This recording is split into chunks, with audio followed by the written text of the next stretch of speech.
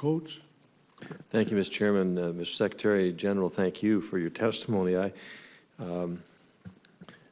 I understand it, the downsizing of certain assets is a consequence of the OSD decision to basically scale back to be able to engage in one full-time combat operation with a sort of a hold on a second rather than the two full effort scenario that we've been under, strategy that we've been under.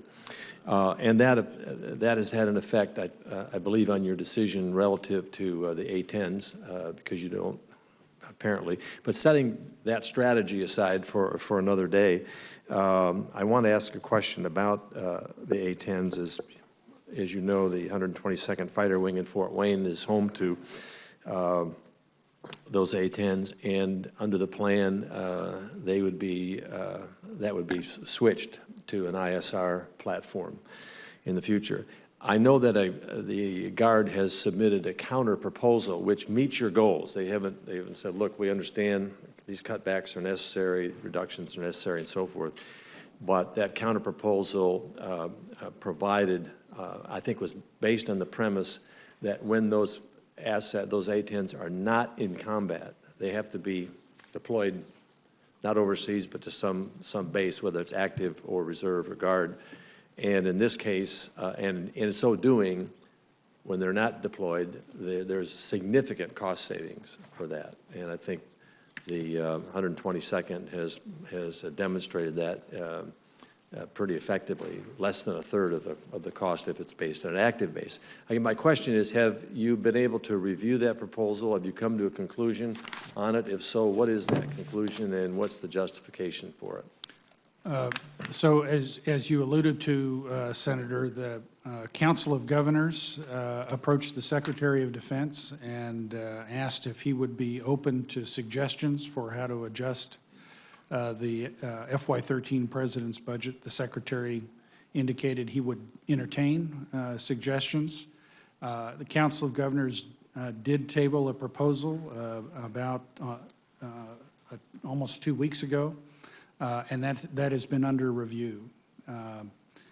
We've met 3 times with the empowered adjutant generals that the Council of Governors have directed to work with us, General Wyatt, and also the Chief of the National Guard Bureau, General McKinley. The Chief and I have met now, as I said, 3 times. This work is ongoing, and we have not yet reached a conclusion, but we recognize the need to do so in time to meet the appropriate congressional markups that are in front of us in the next couple of months. Well, I very much appreciate it when you do reach a conclusion that we be informed about that. Obviously, it affects what has been, I think, rated over and over and over a very effective, cost-effective unit, the 122nd at Fort Wayne. Again, we're not chaining ourselves to the fence here and saying you can't touch us for any reason whatsoever.